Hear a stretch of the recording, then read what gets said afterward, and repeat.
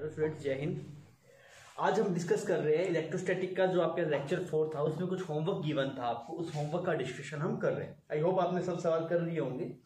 सबसे पहले हम जो आपके पास एक्सरसाइज 1 का सेक्शन बी था उसके सवाल डिस्कस करते हैं। पहला B1 पे हम आते हैं। तो B1 में आपको क्या बोल रहा है, if an electron is placed in uniform electric field, fine. B1 सवाल को डिस्कस करें कि यूनिफॉर्म इलेक्ट्रिक फील्ड कैसा होता है आपके पास, ऐसा हुआ यूनिफॉर्म इलेक्ट्रिक फील्ड ना, मतलब यूनिफॉर्म का मतलब क्या होता है, एक ऐसी चीज जो मतलब पोजीशन आप बदल दी, मतलब यहाँ पे जितना इलेक्ट्रिक फील्ड है यहाँ पे भी इतना, यहाँ पे भी इतना, यहाँ पे भी इतना, ऐसा है ना। तो यूनिफॉर्म ऐसा होगा आपके पास, ऐसा दिखाई देगा आपको, मतलब हर एक पॉइंट पे इलेक्ट्रिक फील्ड की वैल्यू क्या है, सेम है। अगर आप यहाँ पे इलेक्ट्रॉन को रखेंगे तो क्या होगा आप बताइए। पहले सब इसकी डायरेक्शन बताइए फोर्स की भी। अगर आपके पास यहाँ पे आप इसे रखेंगे तो इस पर जो फोर्स की डायरेक्शन होगी वो कैसी होगी, इस इलेक्ट्रॉन में फोर्स किस तरफ लगेगा, इलेक्ट्रिक फील्ड की डायरेक्शन में अपोजिट डायरेक्शन। पहले आप ये बताइए, पॉजिटिव चार्ज पे इलेक्ट्रिक फील्ड इंटेंसिटी की डायरेक्शन में फोर्स लगता है। यहाँ पे इससे इलेक्ट्रिक फील्ड बोला, इलेक्ट्रिक फील्ड मतलब इलेक्ट्रिक फील्ड इंटेंसिटी। मैंने पहले बताया था कि इलेक्ट्रिक फील्ड और इलेक्ट्रिक फील्ड इंटेंसिटी बोलने में सेम जैसा सा आता है, पर दोनों में बातें डिफरेंट है। तो अगर आपको समझ में आ रहा है भाई, इलेक्ट्रिक फील्ड की वजह से पॉजिटिव चार्ज पे इधर फोर्स लगेगा इलेक्ट्रिक फील्ड की डायरेक्शन में, और नेगेटिव चार्ज पे किस तरफ लगेगा, अपोजिट डायरेक्शन, तो इस तरफ आएगा आपके पास फोर्स। वो कितना आएगा, E इंटू में कैपिटल ई तो चार्ज हो गया, और कैपिटल ई क्या हो गया, वहां पे इलेक्ट्रिक फील्ड इंटेंसिटी की वैल्यू होगी। अब आप बताइए, अगर इस पे फोर्स लग रहा है इस चार्ज पार्टिकल पे, कुछ एक्सीलरेशन भी होगा। एक्सीलरेशन कितना होगा, E बाय m। तो पहला ऑप्शन क्या बोला, एक्सपीरियंस नो फोर्स, बिल्कुल गलत बात। सेकंड ऑप्शन बोला moving with constant velocity in the direction of electric field, गलत बात। पहले तो अपोजिट डायरेक्शन में जाएगा, इन द डायरेक्शन नहीं जाएगा, और फिर एक्सीलरेट भी हो रहा है। तो सी में क्या बोला, move with constant velocity in direction opposite to the field, गलत बात। अपोजिट डायरेक्शन में मूव करेगा बट उसका क्या होगा, आपके पास एक्सीलरेशन होगा। तो कौन सा ऑप्शन करेक्ट होगा, डी ऑप्शन इसका करेक्ट हो जाएगा। अब चलते हैं हम अपने नेक्स्ट सवाल पे, दैट इज B2। B2 में क्या बोल रहा है, आपके पास चार्ज गिवन है 2 कूलम और फोर्स गिवन है उस पे 100 न्यूटन। तो आपसे पूछा गया वहां पे EFI कितना होगा। तो ये सिंपल है, Q इंटू में E किसके बराबर होगा, आपके पास F के बराबर होगा। तो F की वैल्यू कितनी है, 100 न्यूटन। Q की वैल्यू कितनी है, 2 कूलम। यहाँ पे E, तो E की वैल्यू कितनी है तेरे पास, 50। यूनिट पता है क्या, यूनिट क्या थी इलेक्ट्रिक फील्ड इंटेंसिटी की, कैसे चेक करते हैं। Q मतलब electric field intensity is force per unit charge, तो फोर्स की न्यूटन और चार्ज की क्या होगी, कूलम। तो newton per coulomb electric field intensity की यूनिट है, यूनिट थोड़ा ध्यान रखिएगा। फिर आपसे बात किया थर्ड प्रॉब्लम में, दैट इज B3 गिवन था आपको। B3 में बोला गया two infinite line charge are placed parallel at 0.1 metre apart. दो लाइन चार्ज बना देते हैं, इन्फिनिटी, ये भी ऊपर इन्फिनिटी, यहाँ पे इन्फिनिटी और यहाँ पे इन्फिनिटी। लैम्डा गिवन है आपको, लैम्डा निकालना है, लैम्डा है, ठीक है। लैम्डा गिवन है आपको 5। पूछा क्या, फोर्स पूछा है। तो फोर्स कैसे निकालें, मैं एक काम करता हूं, इसकी वजह से यहाँ पे EFI निकालता हूं पहले, इस वाले लाइन चार्ज की वजह से यहाँ पे EFI। तो EFI कितना आएगा तेरे पास, that is 2k lambda divide by d। ऐसा ही आया था एक्सप्रेशन इनफाइनाइट वायर का। तो मैंने लिखा 2, ये वैल्यू कितनी है, पास 2, ठीक है। के की जगह कितना, 9 इंटू में 10 टू पावर 9, बहुत बढ़िया। लैम्डा की वैल्यू पुट की, लैम्डा की वैल्यू कितनी है, 5 माइक्रोकूलम, 5 इंटू में 10 to power -6 divide by d. Separation कितना, 0.1, नोट कर दिया। ये तो यहाँ पे EFI आ गया। अब मुझसे EFI नहीं पूछा, मुझसे पूछा क्योंकि इसके 1 मीटर लेंथ के ऊपर कितना फोर्स लग रहा है।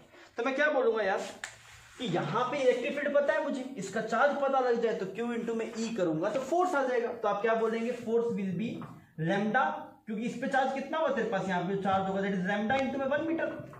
क्लियर। तो मैंने क्या लिखा, Q, तो वो लैम्डा आ गया, मल्टीप्लाई E, उसकी वैल्यू मुझे पता है, 2 मल्टीप्लाई 9 मल्टीप्लाई 5, और ये कितना बन गया 10 टू द पावर 3, सही है ना। और यहां पे बन गया तेरे पास 0.1। अब इसकी वैल्यू थोड़ा अच्छे से सोल्व कर देते हैं। तो लैम्डा की वैल्यू मुझे गिवन थी सवाल में, कितनी है आपके पास, 5 माइक्रो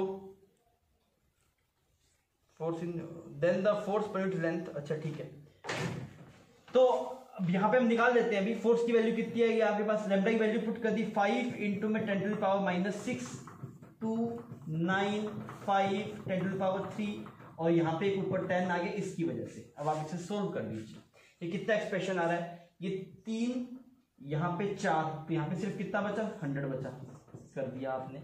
यहाँ पे ये कितना आ गया आपके पास 4 आ गया, यहाँ पे कितना आ गया 2 आ गया, तो एफ की वैल्यू कितनी आ गई तेरे पास, एफ की वैल्यू होगी 4.5 न्यूटन। क्लियर? और आप पर यूनिट निकाल रहे थे तो आप इसको लिख सकते दैट इज 4.5 न्यूटन पर मीटर। तो आंसर क्या हो जाएगा इसका ऑप्शन 3। ठीक है, अब चलते हैं आगे। नेक्स्ट आपके पास B5 में क्या बोल रहा है, 2 स्फीयर ऑफ रेडियस, 2 स्फीयर है, एक की रेडियस आपका 2 सेंटीमीटर बना दिया और दूसरा जो रेडियस आपके पास वो कितनी है 4 सेंटीमीटर बना दिया। ठीक है, are charge equally then the ratio, मतलब इस पे भी आपके पास कितना चार्ज है, क्यू चार्ज है, यहाँ पे भी कितना है, क्यू चार्ज है। अब देखिए अगर आप स्फीयर को चार्ज देंगे तो कहां जाएगा, सरफेस पे चार्ज जाएगा आपके पास। अगर सरफेस पे चार्ज जाएगा तो वहां पे क्या निकलेगा, लैम्डा निकलेगा, सिग्मा निकलेगा, फिर रो निकलेगा, क्या निकलेगा वहां पे, सिग्मा निकलेगा। तो सिग्मा की वैल्यू कितनी है, सिग्मा 1 जो यहाँ पे है that is Q divide by 4 pi 2 centimetre का स्क्वायर। यहाँ पे अगर आप सिग्मा 2 देखेंगे, सिग्मा क्या होता है, that is charge per unit area, तो चार्ज क्यू है, इसका भी एरिया से डिवाइड कर दैट इज 4 पाई 4 सेंटीमीटर का स्क्वायर। मुझसे क्या पूछ रहा है, मुझसे रेशियो पूछ रहा है, किसका रेशियो पूछ रहा है आपके पास, then the ratio of charge density on the surface of sphere will be sigma 1 ratio sigma 2 निकालता हूं, सिग्मा 1 रेशियो सिग्मा 2, तो कितना आएगा आपके पास, ऊपर तो बन जाएगा 16, नीचे क्या बन जाएगा 4, तो कितना रेशियो आ जाएगा आपके पास 4/1। तो इसका बी ऑप्शन आपके पास करेक्ट हो जाएगा। फिर अगर आप बात करेंगे B7 की, next problem that is B7, B6 आपको गिवन नहीं था, 7 गिवन था। इससे बोला गया ए charge water drop of radius, यहां पे एक वाटर ड्रॉप बना दी, इसकी रेडियस कितनी है आपके पास, इसकी रेडियस है 0.1 micrometre, is under equilibrium in sub electric field. अगर ये ऐसा इक्विलिब्रियम में होगा तो क्या होगा, नीचे की तरफ mg लग रहा होगा और ऊपर की तरफ कितना फोर्स लग रहा होगा, दैट इज q इनटू में e, तभी तो कोई चीज से फोर्स बैलेंस हो रहा होगा। तो बोला इक्विलिब्रियम है, इक्विलिब्रियम में है इलेक्ट्रिक फील्ड के अंदर, तो ऐसा कुछ सेटअप बन रहा होगा और आपके पास जो चार्ज है, जो q की वैल्यू है वो एक इलेक्ट्रॉन के चार्ज के बराबर है। ठीक है, एक इलेक्ट्रॉन का चार्ज मुझे पता इतना होता है। तो आपसे क्या पूछ रहे हैं, इलेक्ट्रिक फील्ड इंटेंसिटी की वैल्यू पूछ रहा है। ठीक है जी, कर देते हैं, तो इसकी वैल्यू बराबर करते हैं क्यू और एम जी को बराबर कर देते हैं। अब यार एम कैसे निकालें, तो एम क्या होता है आपके पास में, एम होगा रो मल्टीप्लाई इसका वॉल्यूम, तो वॉल्यूम कितना है 4/3 पाई, आर की वैल्यू 0.1 माइक्रोमीटर का क्यूब, ये याद रखिए माइक्रो में था ना, multiply g is equal to किसके बराबर है, क्यू की वैल्यू पुट कर दी और मल्टीप्लाई ई। ठीक, अब आप ये सोल्व कर दीजिए, रो की वैल्यू कितना पुट करेंगे, वाटर की जो डेंसिटी है वो कितना है आपके पास 1000 kg पर मीटर क्यूब। अब ये सोल्व कर दीजिए, जो ई की वैल्यू आपके पास आएगी that will B 262 Newton per coulomb. Solve कर लेंगे ना इसको, माइक्रो कितना 10⁻⁻6। ठीक है, आइए अब थोड़ा आगे चलते हैं। नेक्स्ट प्रॉब्लम आपके पास B11 है, इसमें क्या बोल रहा है, there is a uniform electric field in x direction, तो हमने बना दिया यहाँ पे ऐसे इलेक्ट्रिक फील्ड आपके पास x डायरेक्शन के अंदर। Okay, if work done by external agent in moving a charge 0.2 coulomb through a distance 2 metre slowly along a line making an angle 60 degree with x axis. यहाँ पे ऐसे कितना angle बन रहा है आपके पास, कुछ 60 डिग्री का एंगल बनाते हुए इस लाइन पे चार्ज को आपने मूव करवाया, कितना मूव करवाया 2 मीटर आपने इसको मूव करवाया। तो आपसे पूछा गया कि इसमें जो वर्क डन हुआ वो हुआ 4 जूल, तो आपसे पूछा ई की वैल्यू कितनी होगी। यहाँ पे आपने पॉजिटिव क्यू चार्ज को रखा, तो यार आप देखिए कि आपके पास जो total change in kinetic energy है वो 0 है आपके पास। अब बोला ना कि स्लोली मूव करवाया, तो चेंज इन काइनेटिक 0, इसका मतलब क्या, work done by external plus work done by electric that will be is equal to 0। Work done by external सवाल में गिवन आपको कितना है 4 जूल, तो वर्क डन बाय इलेक्ट्रिक कितना है वो देख लेते हैं। तो मैं क्या बोलूंगा, फोर्स इस तरफ लग रहा है, मतलब वर्क डन का फॉर्मूला क्या होता है, F.S होता है ना आपके पास में, तो फोर्स कितना है आपके पास, फोर्स आपके पास में है कुछ Q इंटू में E, और ये डिस्प्लेसमेंट कितना है आपके पास 2 मीटर, और यहाँ पे इसकी वैल्यू कुछ कितनी हो जाएगी आपके पास, ये जो आपके पास एंगल है वो सॉरी F.S cos थीटा ना, cos 60 degree, that should be is equal to 0। ठीक है, यहां से हम प्रोसीड करते थे, वैल्यू 2 आ गई आपके पास, तो 2 is equal to minus q e, cos 60 की वैल्यू कितनी होगी, हाफ होगी। क्यू की वैल्यू गिवन है क्या सवाल में आपको, क्यू की वैल्यू 0.2। ठीक है, तो यहाँ पे बना 4 is equal to minus 0.2 into में ई, ये यहाँ पे ई की वैल्यू कितनी आ गई -20 न्यूटन पर कूलम, ऐसा आ गया। -20 का मतलब क्या, इलेक्ट्रिक फील्ड इस तरफ नहीं होगा, किस तरफ होगा आपके पास, इस तरफ होगा। डन, तो ये सवाल आपका खत्म होता है। B12 प्रॉब्लम में आपको बोला कि सिंपल पेंडुलम है, ठीक है, और सिंपल पेंडुलम पे कौन कौन से फोर्स लग रहा होगा, एक यहाँ पे mg लग रहा होगा आपके पास, एक इस तरफ कितना लग रहा होगा, QE लग रहा होगा, बिकॉज आपने उसको एक इलेक्ट्रिक फील्ड में रखा है। इस तरह का सवाल आपको बोला है। आपसे टाइम पीरियड पूछा है, तो टाइम पीरियड फॉर्मूला क्या होता है, 2 pi under root L by G effective. Clear? तो यहाँ पे G इफेक्टिव कितना है आपके पास, तो यहाँ पे आप देखेंगे कि जो पहले एफ नेट निकाले थे, एफ नेट कितना लग रहा है पार्टिकल पे, that is under root of mg का होल स्क्वायर प्लस QE का होल स्क्वायर। क्लियर? तो आपके पास G इफेक्टिव कितना आ जाएगा, G इफेक्टिव आ जाएगा under root mg square plus QE square को डिवाइड कर दीजिए किससे, m से, ये आ गया आपका G इफेक्टिव।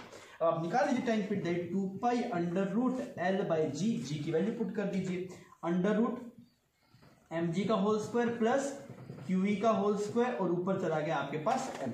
तो ऐसा कोई एक्सप्रेशन है क्या आपके पास, इसमें आपके पास डी वाला एक्सप्रेशन मैच कर रहा है, पर m को इसके अंदर ले गया है तो कर लेंगे ना, m इसके अंदर जाएगा तो कितना बन जाएगा आपके पास भी G स्क्वायर बन जाएगा, यहाँ पे QE बाई m का होल स्क्वायर बन जाएगा। तो कौन सा ऑप्शन करेक्ट हो गया इसका, ऑप्शन 4 करेक्ट हो गया। ये बात याद रखिएगा, यहाँ पे जो टाइम पीरियड में G इफेक्टिव आता है, अगर आप लिफ्ट विफ्ट में लेके जाते हैं तो वहां पे भी आप G इफेक्टिव निकाल दीजिए, आपका काम हो जाएगा। फिर आपसे बोला गया B13 में, B13 प्रॉब्लम में क्या बोले, दो चार्जेस को रख दिया आपने, ठीक है, यहाँ पे कैसा चार्ज है -q, इसको यहाँ पे कर दिया आपने, यहाँ -q चार्ज रखा आपने, और यहाँ पे कितना है +2q। आपसे पूछा कहाँ पे EFI 0 होना संभव है, ये पूछा ना इसने, the point where electric field intensity is 0 will be. फिर कैसे चेक करते हैं इलेक्ट्रिक फील्ड इंटेंसिटी निकालने के लिए, आप पॉजिटिव चार्ज रखिए, अगर आप पॉजिटिव 1 कूलम यहाँ पे रखेंगे, पहले हम चेक करते हैं बीच में हो सकता है क्या, यहाँ पे अगर आप पॉजिटिव 1 कूलम रखेंगे तो ये क्या करेगा, इसको अट्रैक्ट करेगा, ये इधर धक्का मारेगा, यहाँ संभव नहीं है। यहाँ पे देखते हैं, यहाँ पे अगर आप देखेंगे तो यहाँ पे पॉजिटिव 1 कूलम रखा, ये खींचेगा अपनी तरफ, ये धक्का मारेगा, यहाँ पे बात बन सकती है। यहाँ पे देखा, यहाँ पे अगर आप पॉजिटिव 1 कूलम रखेंगे तो इसे धक्का मारेगा, वो खींचेगा, यहाँ पे भी बन सकती है, पर आपको फाइनली समझ में आएगा भाई साहब यहाँ बात बन सकती नहीं है। इसका सवाल किया ना आपने क्लास में, बिकॉज यहाँ पे हमेशा इसका इफेक्ट डोमिनेट करेगा, कभी इन दोनों की वजह से मिला के EFI 0 हो सकता नहीं है। तो ये वाला आंसर करेक्ट हो गया। मैंने आपको इस तरीके के सवाल में पोजीशन में निकाल के बताई थी कहाँ पे फोर्स 0 होगा, इसने तो सिर्फ इजी है ये सवाल, इसमें सिर्फ ये पूछे कौन से रीजन में होगा, ठीक है। फिर आप बात करते हैं B15 में आपसे क्या बोल रहा है, charge particle of charge Q and mass M is released from rest in a uniform electric field E, find neglecting the effect of gravity the kinetic energy after time T। तो यार ठीक है, हम एक काम करते हैं, आप एक Q चार्ज को इलेक्ट्रिक फील्ड में रख दीजिए ऐसे, इसका मास कितना है M, तो फोर्स कितना लग रहा होगा, फोर्स लग रहा होगा QE, एक्सेलरेशन कितना आ रहा होगा आपके पास QE बाय M, बहुत बढ़िया। तो अगर आप इसकी वेलोसिटी निकाल ले t टाइम के बाद में तो काइनेटिक एनर्जी भी आ जाएगी। तो आपसे क्या बोले, वेलोसिटी कितना होगा आपके पास, v is equal to u plus at, initial velocity 0 थी तो कितना आ गया QE by m multiply t, इतना सही है। फिर अगर आप काइनेटिक एनर्जी का एक्सप्रेशन लिखेंगे तो आप लिखेंगे that is half mv square, तो ये टर्म कितना बन जाएगा दोस्त तेरे पास, this will be half q square e square t square by m square, और एक m था तो एक m यहां बच जाएगा। तब कौन सा ऑप्शन मैच कर रहा है यहाँ पे, e square q square t square, तब ऑप्शन 2 इसका मैच कर रहा है। तो यहाँ पे सेक्शन बी तो हमने कर लिया। अब 4 सवाल कुछ एक्सरसाइज 2 के थे, आइए वो भी डिस्कस कर लेते हैं। अभी हम कर रहे हैं एक्सरसाइज 2 का पहला सवाल जो आपको गिवन था।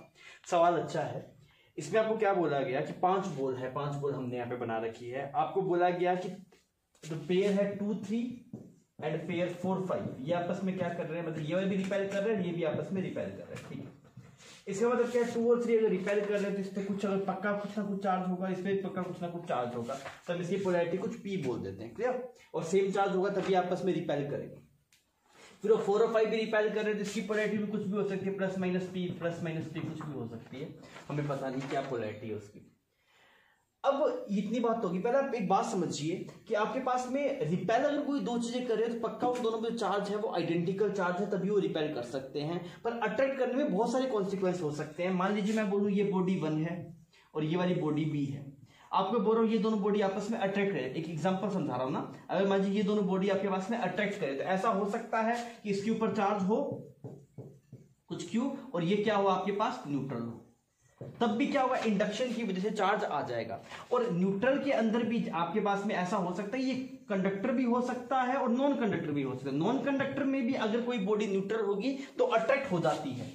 सर ऐसा तो हमने नहीं देखा, आपने देखा है जो कोम्ब और पेपर वाला जो आप एग्जांपल सेट करते हैं, उसमें जब आप ट्राई करते हैं, जब आप कोम्ब से रब कर पेपर को अट्रैक्ट करते हैं तो पेपर न्यूट्रल होता है, पेपर न्यूट्रल होता है। आप कोम्ब वहां पे लेके जाते हैं तो उसमें क्या होता है, आपके पास मतलब एक जो आपके डाइपोल्स हैं वो अरेंज होते हैं, वो आप बाद में थोड़ा पढ़ेंगे।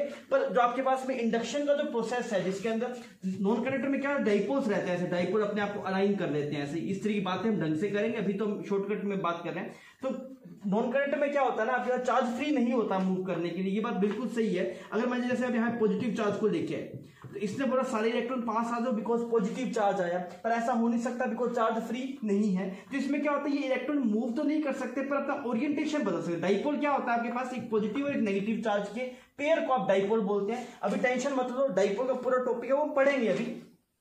तो क्या होता है, डाइपोल टूट के इलेक्ट्रॉन्स फ्री नहीं हो पाते, पर ये अपने आप को अलाइन कर सकता है, ऐसे यहाँ पे नेगेटिव पॉजिटिव इस तरीके से अलाइन कर सकता है। तो उसकी वजह से क्या होता है, नेगेटिव चार्ज थोड़ा पास आ जाता है, पॉजिटिव थोड़ा दूर हो जाता है, इस वजह से भी अट्रैक्शन हो जाता है। तो मैं क्या बोल रहा हूं, अगर एक चार्ज बॉडी दूसरे चार्ज बॉडी को अट्रैक्ट कर रही है और दूसरी बॉडी न्यूट्रल है, तो हो सकता है वो कंडक्टर भी हो और नॉन कंडक्टर भी, दोनों केस में ये संभव है।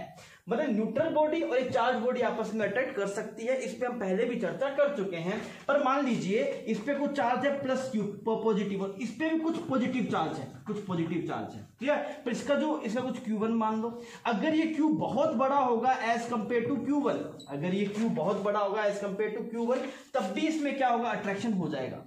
मतलब तो सेम चार्ज की बॉडी भी अट्रैक्ट कर सकती है, पर इसकी कंडीशन क्या है कि एक बॉडी पर चार्ज है वो बहुत ज्यादा होना चाहिए। उससे होगा क्या, इसका चार्ज इतना ज्यादा होगा कि यहाँ पे जो चार्ज है वो नेगेटिव चार्ज आ जाएगा और इधर कुछ पॉजिटिव चार्ज बन जाएगा। तो ये जो इसका पॉजिटिव चार्ज था वो डोमिनेट नहीं कर पाएगा, वो पीछे की तरफ शिफ्ट हो जाएगा, बिकॉज इसका चार्ज इतना ज्यादा था कि यहाँ पे नेगेटिव चार्ज आ गया, फिर ये अट्रैक्ट कर जाएगा। क्लियर।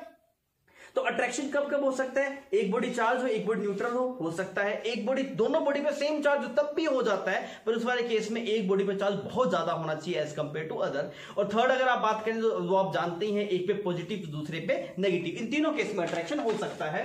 इस बात को लेके हम आइए इस सवाल को प्रोसीड करते हैं। अब देखिए आपके पास में बोला गया 2, 3 और 4, 5 रिपेल कर रहे हैं, तो इन पे पोलैरिटी कुछ प्लस माइनस पी हो सकती है, इस पे भी, इस पे प्लस माइनस पी हो सकती है। फिर आपको सवाल में क्या बोला गया कि आपके पास 1, 2 pair okay, 2, 4 pair okay and 4, 1 pair, ये तीनों पेयर आपके पास में अट्रैक्शन शो कर रहे हैं। अगर 1, 2 अट्रैक्शन शो कर रहा है तो क्या हो सकता है, इसकी पोलैरिटी कुछ भी हो सकती है, प्लस माइनस कुछ भी हो सकता है, न्यूट्रल भी हो सकता है, सही है ना। बिकॉज आप पता है दोनों सेम चार्ज होंगे तब भी अट्रैक्शन पॉसिबल है, पर एक पे चार्ज बहुत ज्यादा होना चाहिए। चार्ज की कोई बात की नहीं तो कुछ भी हो सकता है इनमें से। 1, 2 का हो गया।